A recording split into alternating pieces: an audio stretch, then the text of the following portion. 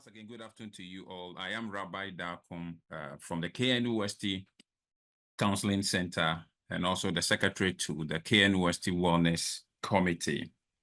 This webinar is brought to you by the KNUST Wellness Center in collaboration with the Behavioral Science Department and KNUST Counseling Center, as well as St. Patrick's Wellness Clinic. And on behalf of the chairperson of KNUST Wellness Center, Professor Ibok Odro, we would want to welcome you all to today's webinar. Today, we're going to speak on choose your stress wisely. And to help us understand this topic or to delve deeper into this topic is a woman I really love very well. In fact, when you engage her one-on-one, you realize that she's really loaded and I enjoy hanging around with her.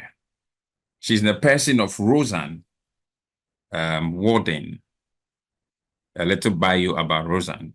Roxanne is a board-certified coach who has spent over a decade helping organizations operate more efficiently. She challenges her client to experience a more fulfilling life through a practice of mindfulness. After earning her bachelor's degree in economics and sociology, Roxanne gained hands-on experience working with industrial and organizational psychology thought leaders.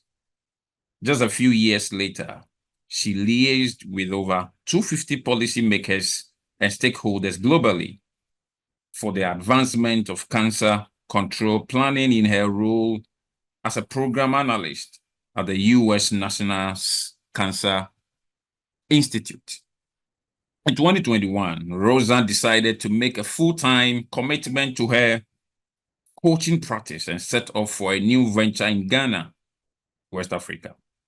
As a half Ghanaian and half African American woman, Roxanne brings a unique perspective on overcoming prejudice and establishing a healthy sense of self. When not speaking or coaching, Roxanne can be found moonlighting as a singer and songwriter. So you can see our presenter today appears very versatile. Again, before we hand over the microphone or probably the platform to her, let's keep on sharing the link. Let's encourage people to join. The program has started and we are looking forward to having an insightful presentation. Ladies and gentlemen, please help me welcome Roxanne Worden. Thank you very much. Roxanne, the floor is yours. Thank you so much, Rabbi, and thank you for that wonderful introduction. You're very kind. Thank you. I'm so happy to be here and be able to talk about something that I'm passionate about, and that is stress and people having less stress, right? So like you mentioned, the title is Choose Your Stress Wisely. And I know you're wondering, how can you choose your stress? Life is just stressful. But actually, there is a possibility that you can choose what you stress over. And so we're going to talk about that today. And before we get into that, I'm going to tell you a little bit about my story. And then we'll define stress, because I think it's important to know what's happening when we get stressed, because knowledge is power, right? And then we'll get into a practice. We'll actually get a chance to practice how to relax yourself when you're going through a stressful situation. And then we'll go through some stress management tips that you can use on an ongoing basis, because stress happens all the time and there's ways to minimize it throughout our lives, really. So about myself, I've worked in multiple places, as was mentioned in my bio, but one of the most memorable locations was at the National Cancer Institute. And I appreciated working at the National Cancer Institute because I got to speak to people from all over the world. And I also got to travel sometimes to those places. So in the bottom corner, you'll see a picture of Guatemala. And I really liked going to Guatemala because it looked just like the picture. All of those beautiful colors on the buildings, and then you can see the volcano in the background because there weren't that many story buildings. And so you could see, you know, a lot of the nature from wherever you were in the town. And I appreciated that. And then I also really loved going to Rwanda, which is in the top corner. And that's actually the hotel where we stayed when we went. And that was a conference that I went to. And I liked the way the hotel was situated because you could easily go into town and get some local food, some really good local food. What was funny about these two trips was that because I was the only person of color on the trip with my group, I was the only African American there with my group. People thought that I did something really special, and I am special. But it was pretty funny because I would get either some sort of special treatment, or people would try to figure out what does she do. And so when I was in the Rwanda hotel, and we were checking in, they have like these cute fruity drinks that they give you when you first check in. They gave me like two when everyone else got one. And then when I checked in, they asked me which floor I wanted to be on. So I got to be on the higher floor with a slightly bigger room than everyone else. And they helped me with my baggage and everything. And they did not help my colleagues. Now, this was funny to me, but not to my colleagues, because my group of colleagues also included my director. And so for her to, you know, watch them give me special treatment was probably not the best sight for her.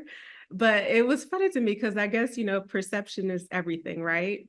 They just assumed maybe I had something special. And so it was an interesting experience. But the other thing I liked about working at the National Cancer Institute, or sorry, not I liked, but was memorable, is that it was my most stressful job. And working there was stressful because you had to work around all the time zones, right? So we did some work in Asia and some work in Africa and Caribbean and all of that. So I was constantly working around the clock. And one day in particular, I was having a stressful day and I knew I wouldn't take a full lunch break. So I just wanted to run across the courtyard here. And this is a picture of the actual building where I worked. So on the other side of those flowers there, I would run across and get lunch. And then I would just come back to my desk and keep working. That was the plan.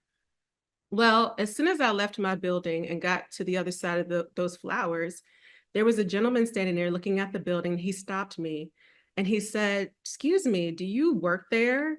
And I said, yeah, I do." And he put his hand out. And when I shook his hand, he looked me in the eyes and very sincerely said, "Thank you." And I really wanted to chuckle a little bit because I'm thinking, thank you for what? I have all these deadlines. It's chaotic in there. My boss is stressing me. What are you talking about? But before I could say anything, he asked if I could take a picture of him in front of the building. And so when I picked up his phone to take the picture in front of this building, I started to read the sign that was on my building all of this time that said National Cancer Institute. And I realized, oh, cancer. This man could have had cancer, or someone in his family could have had cancer. And he was genuinely appreciative of what the work that was being done in this organization. And I realized something in that moment, that I had completely lost perspective. Like I lost sight of what I was working on and why. Right. And so that second half of that day, I went back to my desk and the work was it was so different. The experience was much different than the first half because the reason was different. My perspective had changed. Now I wasn't working for my boss who was driving me a little mad. I was doing work for that guy that I had met in the courtyard who was truly grateful for what we were doing there. And so this is another view of, you know, perception is everything. How we see things matter, right? There's this saying that I hear a lot, that life is about the journey and not the destination, right? And it's a nice saying because it's like focus on the journey and how you'll grow and all of that. But I don't know that I believe that anymore, right? I think now I believe life is about how we feel about the journey and not the destination. Because you and I can have the same journey and feel completely different about it, and that changes our whole experience. You know, an example of that is if you and I were both going on a ride to Accra, taking the STC, um, I could say, hey, it was raining the whole time we were riding to Accra. I didn't trust the driver. I couldn't sleep at all. And now I'm exhausted. where you might say, oh, the sound of the rain was great. It put me to sleep. I slept the whole time. And now I feel great. Now that I've arrived in Accra, I'm ready to go out, right? Same journey, two different experiences. Another example of this is the placebo effect versus the nocebo effect. So when they're doing drug trials, there are drugs that are real, of course, and there are drugs that are fake that they use in a trial to test the effectiveness. And when they administer the drugs, because not everyone knows who's getting what that's on the staff, they have to tell the patients the same side effects that could happen and everything that are associated with the real drug.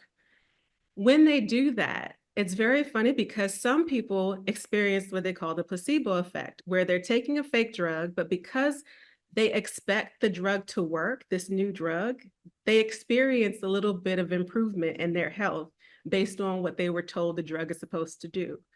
But then there's this other group of people who experience the side effects based on what they were told the negative things with this drug were associated. And they're not even taking the real drug, but they'll experience some of the side effects.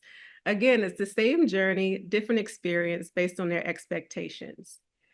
So how we perceive the journey determines our experience, how we see things. And you may be wondering, that's great, but what does that have to do with stress? I'm glad you asked. I will tell you. Stress is defined as a state of worry or mental tension, and the actual or perceived threat to an organism is referred to as a stressor. And there's that word again, perceived. So the threat, the things that we see as stressful, they can be actual, an actual car rushing to hit us on the sidewalk, or they can be perceived, things that we think may happen. And this is how you become stressed in 3 easy steps. We first receive information through our brain, right? Through our eyes and ears and nose. And then step 2 is that our brain interprets that information and creates meaning for us. What does that mean, right? It takes, in our example about the bus trip to Accra, the rain, seeing the rain for me may mean danger because I'm not sure if everyone's going to drive properly in the rain. But hearing the rain for someone else may mean comfort because they like the sound of the rain and it's comforting. So we both give it a different meaning. And that's where we have power to choose. That's what our ability to choose our stress wisely, right? To decide what things are going to mean for us. Step 3 is if we do decide, if we perceive that there is danger, then our body will enter into the fight or flight response, which is also known as the stress response. And we will essentially turn into a superhero. And I like to picture myself actually turning into a superhero with a cape because it makes me calm down when I'm sitting at my desk and just getting all stressed out over an email, right? It makes me want to figure out how to calm myself down. But this is what's happening during our fight or flight. Our body's preparing to either really fight someone or run away. So we have heightened senses. We get tense muscles. More blood and oxygen are pumped to our arms and legs so that we can run or actually be really strong to fight someone. We have shortness of breath, an increased heart rate, and we also have increased glucose levels to our bloodstream. That's our fastest source of energy. That's the sugar energy. But while that is happening, what is also happening is that we have a slowdown or stop or halt altogether of our digestion, our reproductive systems, our immune system, our growth, tissue repair, and yes, memory.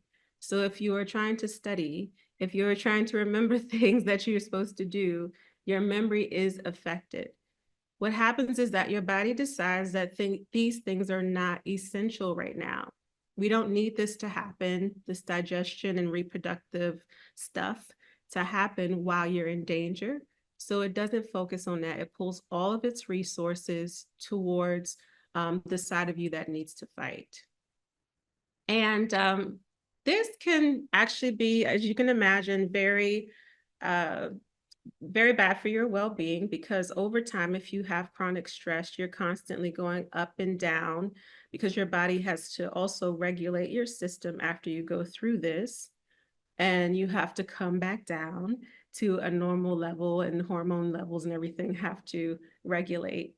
So going up and down like this a lot actually can kind of mess up your body's ability to self-regulate. And that interrupts the healing process that we naturally have. I'm working now in a course for health coaching. And one of the things that we talk about is if your body is naturally healing itself all of the time. So sometimes when you're addressing health needs, the question may be, why is your body not healing itself as it should? Versus like, what's wrong with you? What do we need to fix? Why is your body not doing the job that it already does? So our body's naturally in this mode of trying to repair ourselves, and stress interrupts that a lot. And so I know what you're thinking. Like you're telling me how bad stress is, and I still have to deal with it. And you're actually stressing me out by talking about stress so much. But it's okay. We're going to take a turn now and actually practice what I'm preaching. Well, I'm going to preach later. So it's going to be it's solving the problem, but we're going to practice it first. Okay. So if you can trust me, we're going to do some relaxation practice. And I really appreciate the music that was playing earlier. It was very relaxing for me. I did some breathing exercises. So if you are able to, you can go ahead and close your eyes. So if you're not like driving or anything, you can close your eyes and relax. And it's cool that you have your cameras off, because sometimes when I'm doing meditations for people, I tell them to go ahead and turn their camera off so they don't have to pay attention to the camera and be so alert. But if you can relax where you are, and we're going to take some deep breaths and then go into an exercise. But when we do that, I'm going to ask that you breathe through your nose, allow the breath to go down straight to your abdomen area. Your belly will expand, and then it will collapse once you exhale. And so the idea is to keep your shoulders relaxed so that you are not breathing up into your chest, but rather you're allowing the air to go straight down to your belly. And this is called diaphragmatic breathing. So we're going to go ahead and get started with 3 deep breaths. And the first breath now, go ahead, inhale. Exhale slowly through the mouth.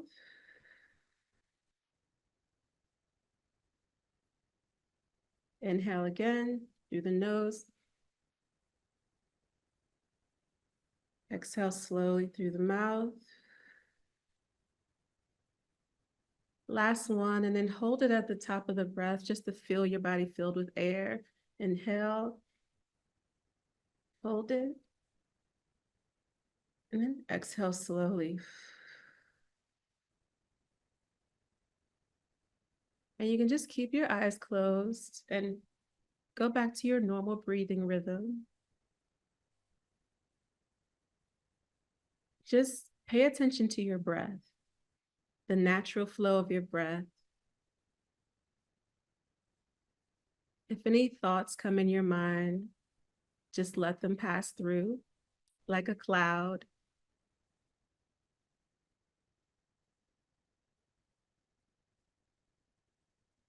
This breath has been sustaining you this whole time without you even noticing.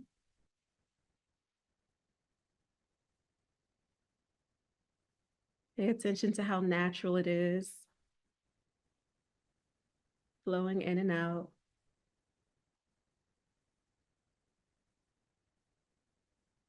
Now bring your attention to your senses, what you smell,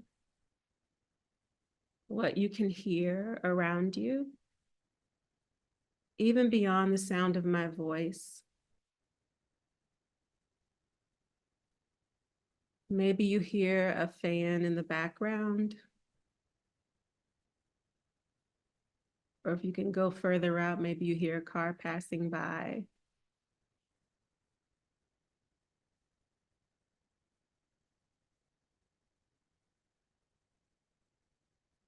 Now feel the seat underneath you. Feel the chair against your back.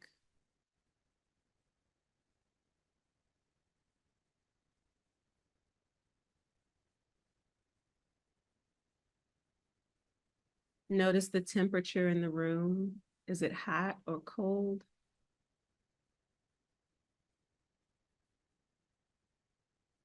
Is there a breeze on your arm? And then just notice any tension that may be in your body as well, and let that go. Maybe there's some tension between the eyebrows.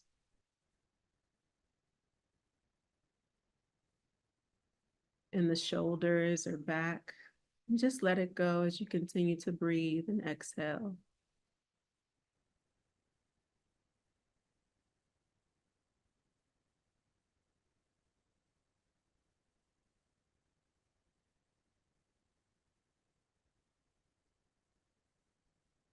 Now think about 3 things that you're grateful for. They can be big or small.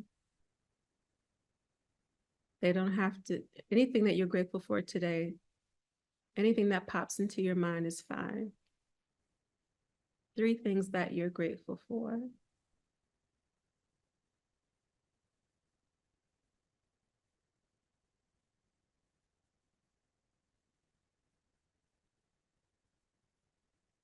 Now think of 2 things that you're really good at.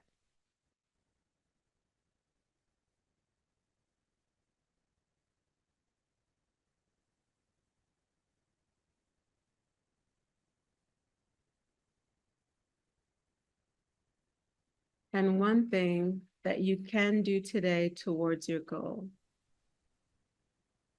Again, it can be big or small. Something small is actually preferable. Maybe it's just sending an email.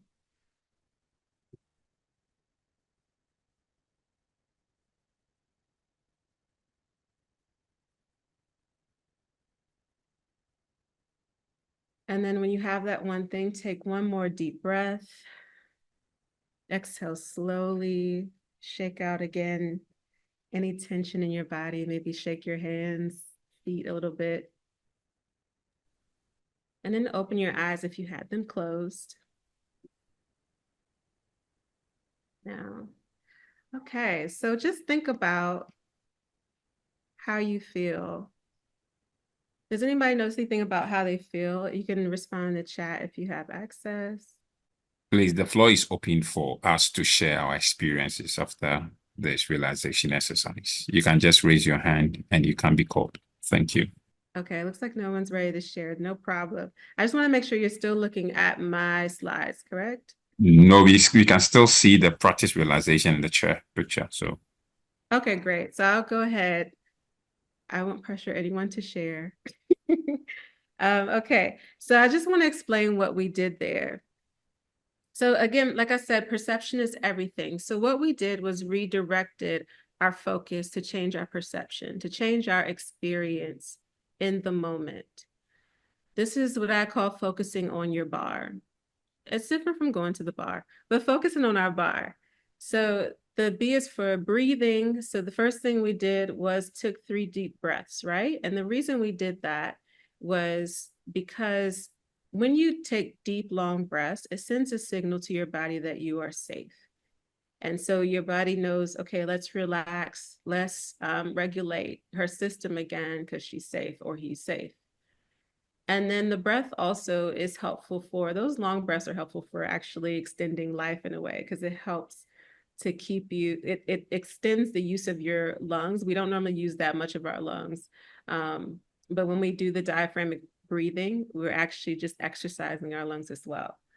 The second thing that we did was we focused on our awareness. So we paid attention to our senses and got an idea of what was going on in the moment.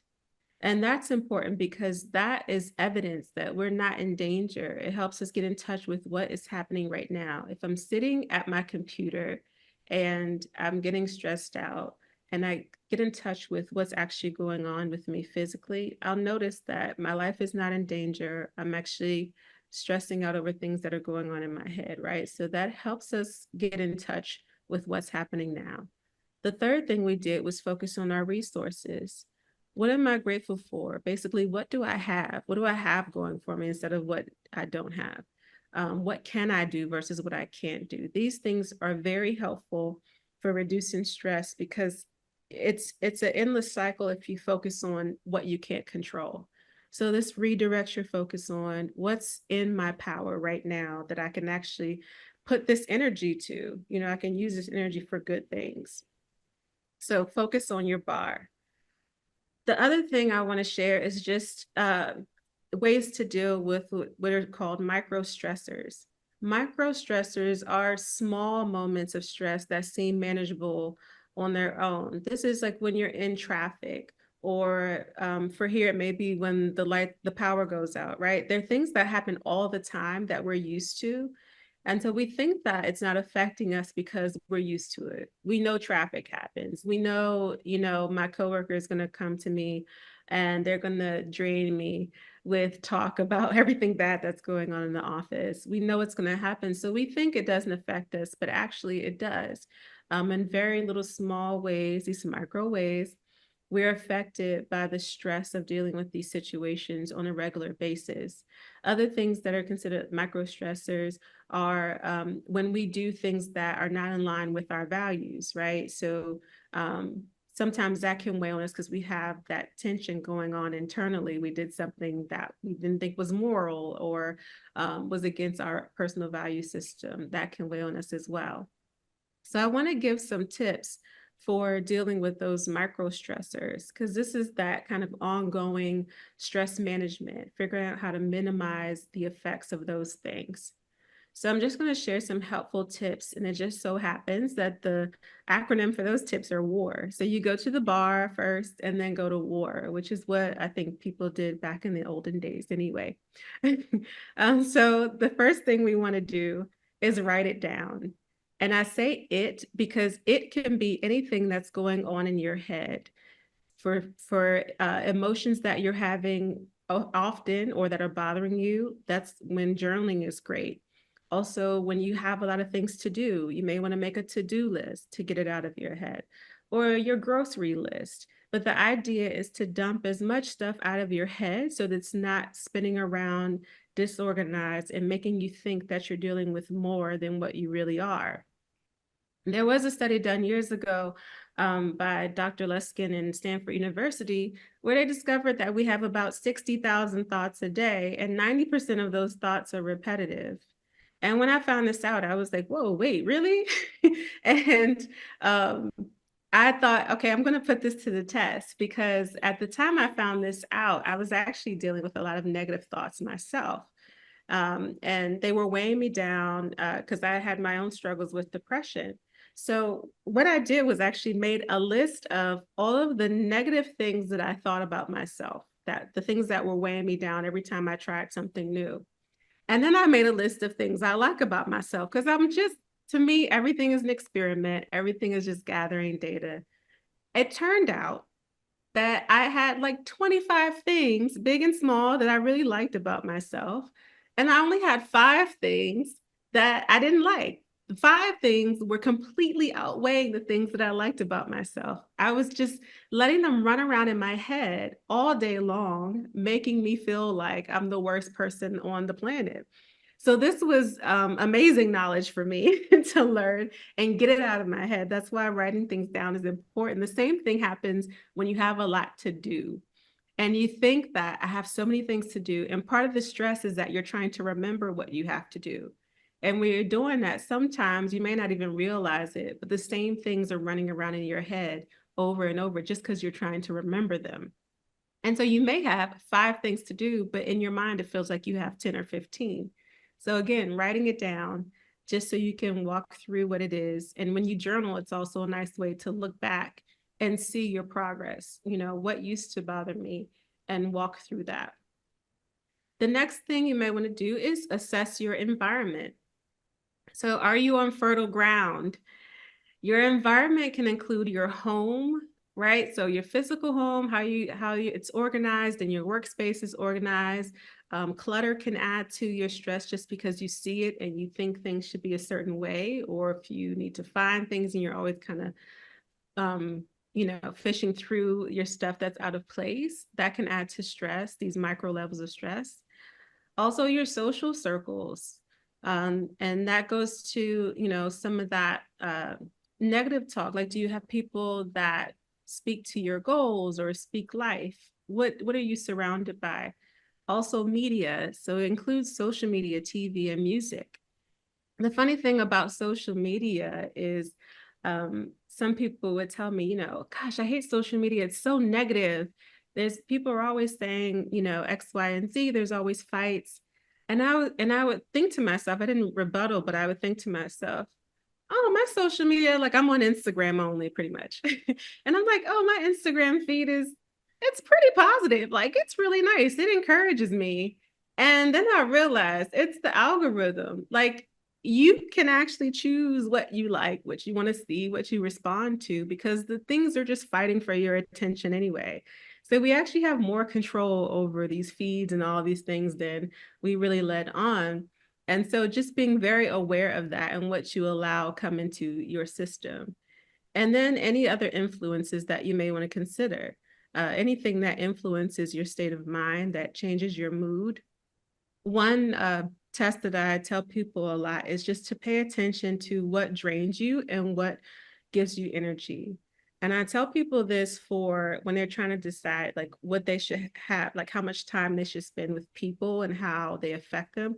But also this is good for when you're trying to figure out what your purpose is and the thing that you should do with your life, right? It's like certain things will give you energy, and that creates a path for you to kind of figure out what you should dive into a little bit more. The last thing I would say is to respect your natural rhythm. So we have natural rhythms that our body goes through. So you may know about the circadian rhythm, which is like on a 24-hour cycle and associated with light and darkness, and kind of dictates our sleep and all that. But we also have these little rhythms called ultradian rhythms. And according to the ultradian performance rhythm, we need about 20 minutes of break time for every 90 minutes of work. And the idea comes from the scientists saying that our brains actually have these little moments of peak performance. And the peak actually happens over a 90-minute period. So that's why sometimes you'll feel like, oh man, I'm really doing well. I'm killing it. I'm doing well. And then you'll hit a wall and you feel like your brain just either fogged or just stopped. You may just need a break. And so that's why, you want to go with the natural flow of your rhythm. Some people are morning people and they can get up and blast things out. Some people are night owls. And so just being aware of yourself and what your natural rhythms are, like when do you feel good working? So when you are at a high performance level, you want to do your most difficult work, the things that require, the things that require more analysis and everything, more of your brain work. You want to do those during your peak moments. If you're a morning person, so that's the first thing you want to do in the morning. And then let's say you're in a situation where you can't just take a 20-minute break every 90 minutes, right? So sometimes it's not realistic, depending on what you do.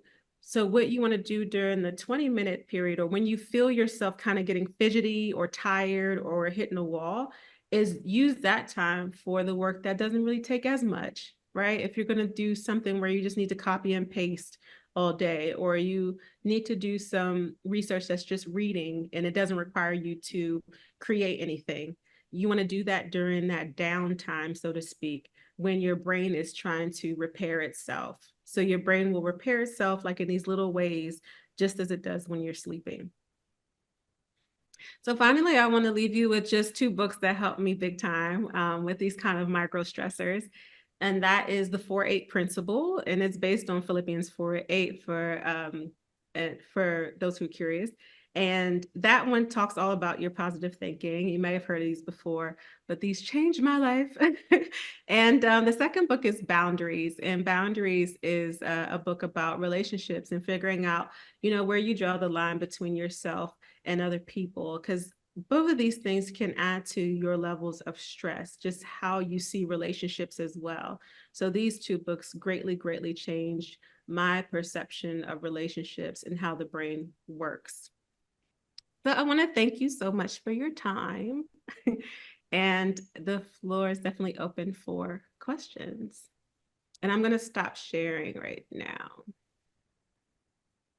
This is awesome. This is awesome. Once again, thank you very much, Roseanne, for that wonderful presentation. In fact, myself, during the realization period, I felt I wasn't even in the office, seriously, until you told me to come back to realize what we are sitting on. So I think it's just a wonderful exercise. Thank you very much for your presentation.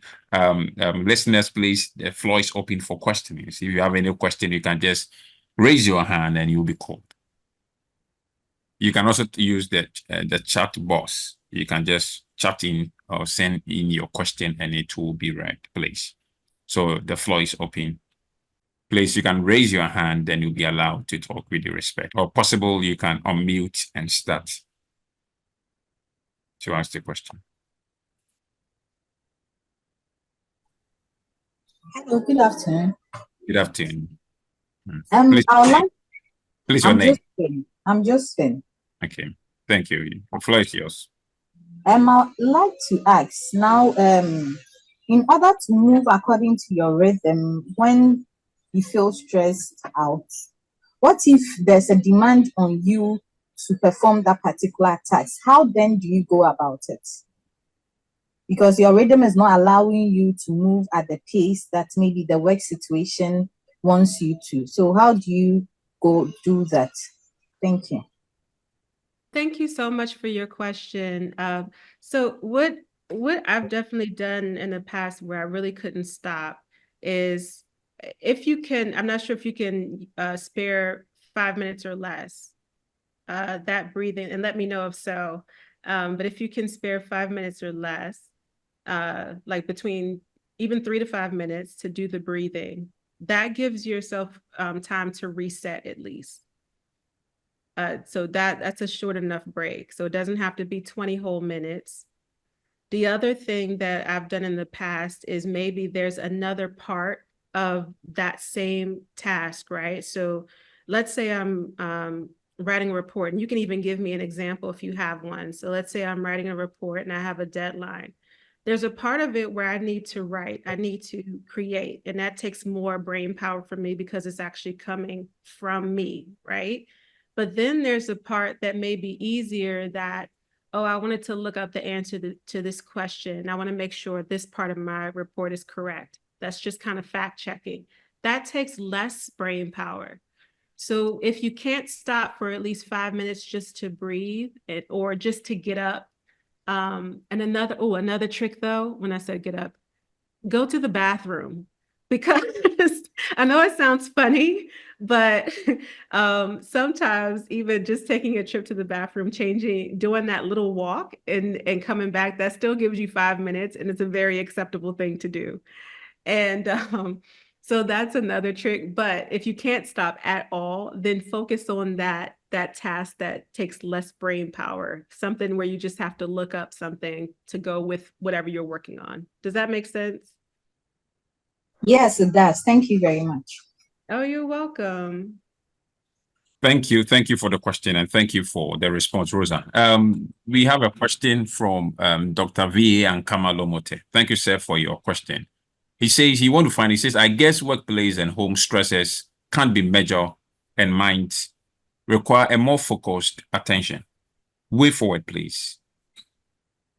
Yes, so those workplace and home stressors can be major. And often with the workplace and home stressors, they're major because they're repetitive, right? So it's not like we can get rid of our family or anything, or the expectations that people have on us. But the way that we manage it is by changing how we look at things. So there is a reality that you are a human being and there's only so much that you can do. And sometimes we're not aware of that ourselves. We're so concerned about the expectations that others have on us that we're not aware of our own humanity, and that we do need to, in some way, set some boundaries. So the way forward is to say, okay, I know that this is an and forgive me, feel free to correct me because I'm doing this around expectations. But the way forward is to say, okay, I know they expect this of me. So you're being proactive in this way. I know they expect these things of me. When can I best get these things done? Especially those things that are repetitive. When can I best? And then having that conversation with people and setting up some of the things that are repetitive around where you really can perform well for them. You know, it's like, I really want to do this for you. And this works better if I do this. Right. And being able to say, I'm giving it to you. I'm giving you what you need, but also in a way that serves my well-being. Does that help? I think so. I think so, Roseanne. I think so. Thank you. Thank you for the response. Please, Sure. any other question? Roseanne, I would want to find out, in practice that I have, you always get people, we always hear this story or narrative that the stresses in Ghana, the problem in Ghana, you can't use realization to cure them. You get a lot of people who say these things. I would want to find out, is it always advisable to sail through this realization yourself, or you have to get someone to guide you, a mindfulness coach or probably a psychologist to guide you go through this realization technique? I don't know whether you can throw more light on that. Is it okay to do it yourself, or probably it is better to get someone to sail you through the realization? Thank you. Yeah, that's a good question. So I think that it is helpful to get someone to help when you're starting this out, especially just because it's like learning any new skill. And I think we should treat our wellness just like if we're like, just like going to school to get our degree, we also should be learning about our wellness in the same way. It's just as important.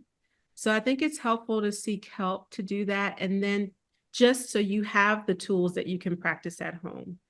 And then in addition to that, I think it's also helpful to have that community support, meaning where you start to have, if you can, partner with people who are like-minded, who are also seeking this type of help or seeking to improve in this way, right? So that you, in a way, can kind of cheer each other on, support each other in that way, just like anything else new you're trying. Joe. Thank you. Thank you. Thank you. Thank you. Please, any other question? Any other question? You can just unmute and ask your question. Introduce yourself then. We have some few minutes to end the webinar. Hello. Good afternoon. Okay. Yeah, good afternoon. Okay. I would like to ask, now in your workplace, there are so many stresses around, and even the people you work with gives you a lot of stress. You cannot move from the workplace. So how then do you tend to manage the people around you in order to release yourself from stress? Yeah, so the best way I can say it is to, if you can imagine a barrier between you and the people, an imaginary barrier, right? There's a part that you can control. What I found to be most helpful is reminding yourself of what you can and can't control. No matter what situation we are in, we can't control other people. And so I try to imagine, and I've actually done this in therapy, where you just kind of imagine giving yourself space and allowing what that person is doing to be what they are doing. It's their thing, and allow them to own that. Where you have to interject is if it's really your responsibility. There's some things that aren't our responsibility. They get on our nerves, but they're not our responsibility. And so finding a way to find that barrier, and then in the breath, I know I'm making it sound super simple, but breathing actually helps to give you a second to think about your reaction. Because sometimes we react so quickly. A lot of our reactions, and when I mean a reaction, I mean our emotional, internally what's happening. Sometimes we can get irritated so quickly because we feel, but if you take a moment to breathe, you can start to realize, okay, wait, why is that irritating me so much? Right. And then, so the first question is, why is it irritating me so much? Second question is, what can I do about it? If the answer to the second question is nothing, then that may be something you have to let go. Like if it's something, let's say, that affects you all the time, how do you manage the effect versus to get tied up in the person? Because we can gain more stress from another person's stress. if that makes sense. We do affect each other in that way. Thank you so much. You're welcome. Thank you, Auntie Josephine, for the question. Please, I think we have Auntie Lydia McMills. Lydia McMills, please, if you can hear us, just unmute and answer your question. Yeah. Okay. Thank you. Okay. My question is that sometimes as parents, you have multiple kids, and some of the stress, I don't know what to call it, whether it's constant because it keeps popping up. You know, when they are two or more with different responsibility according to their age and sometimes their strength. Some of the this thing is so much. So with this, how do you manage? Looking at age differences and their behavior, and with the new mom or sometimes experienced mom, though you still have some of these challenges, how do you go about it? Morning shift, going to school, even especially when they are on vacation, get to work too at times. How do you manage those stress as well? Thank you. And you're saying managing stress as a parent, right? Yeah. Sure. Yeah. Okay, so I want to put it out. I'm not an expert with kids, so I want to put that out there. But what I would say is, from what I've seen and people I've worked with, it's like you can do some of these habits of these relaxation habits with your kids, and I've seen people do them with children very young, just so it's part of the family activities. Like it's just something we do, like prayer or something, right? So I had friends, and part of their thing that they did with their child is they taught her, I think she was about 2 or 3, the word patience. And when we would go out, she would say, you know, what do we need to have? And the girl would say back to her, patience. And I felt like as an adult, I needed to learn that. But what I've seen is that there's never too young for children to start doing these things. They may not understand what they are, but at least they know that it's something that they do at that time when they're stressed, or mommy does it when she's stressed. And a lot of times kids want to be little adults anyway. So some of the habits can be part of your day, where it's not a reactionary thing, but more so we do this at the start of our day. So even those breathing exercises, I would recommend them to do at the start of your day, just because those things set your day up, like what you want to do today, thinking about what we have and what we don't. That sets up your mindset for the rest of the day. And I don't think there's an age where that's not helpful. I hope that helps. Okay, thank you. Mm-hmm. And just to add up, normally I tell my client in that situation that immediately say that, I tell them, you're welcome to adulthood, welcome to the school of raising children. You know, mostly when we are single and we get into married, children start to come. Sometimes we find it difficult trying to change our mindset to receive children, or probably to raise a family. So sometimes we intend to have the old mindset, as in, I'm still with my husband, no child. Now children has come in, and that alone become quite stressful. So sometimes I tell them, just welcome yourself, just welcome this new experience you are about having. So we should be able to try to transition our thinking processes from being there alone with my husband or partner, and now getting to another level or another institution of raising children. When you begin to prepare your mind in that line, it helps you to also manage the stress. These are things that are normal. Your kids will stress you. Your kids will worry you. They will put pressure on you. So as a parent, you must relax in the midst of the storms. It is a storm coming to you. If you relax, it helps you to think very well. If you relax, it helps you to know how to even manage them. So relaxation is so key. And also we trying to align our thinking process to the new environment we find ourselves. I tell you, there are some people, they are married now, but they still feel they are single. They are unable to change their thinking process, the way they see things, to their current situation. So let's try as much as possible to go along our thoughts everywhere we find ourselves. Thank you very much. I think if you do that, it can also help. Thank you. Any other question, please? I don't know whether this too has helped. Auntie Lydia. Thank you so much. Thank you so much. I really appreciate it. Thank you. Thank you. Yeah, that was great. Okay, I think we have 3 minutes more to go. We can take the last question. Last question. Other than that, we would want to say a very big thank you to you all for joining in today's webinar. Once again, this program or webinar is brought to you by the KNUST Wellness Center in collaboration with the Behavioral Science Department, KNUST Counseling Center, and St. Patrick Wellness Clinic. With KNUST Wellness Center, we believe that your wellness is our priority. Every Saturday, we organize this walk and aerobics on campus. It is free of charge. Just pass through for staff and enjoy yourself. We do a lot of socialization. We do aerobics. We do a lot of things. Just pass through and enjoy yourself. This Saturday, we are meeting exactly 6. We start the walk, then we come back to do the aerobics exactly 7:30. We are done. So we'll be looking forward to seeing you. Once again, Roseanne, thank you very much for joining in, and we will be engaging. We'll be having you a lot. Thank you for bringing your expertise to bear. Do not forget that visiting your bar can help you face your wall. I don't know, there's something I've created from what you just told us.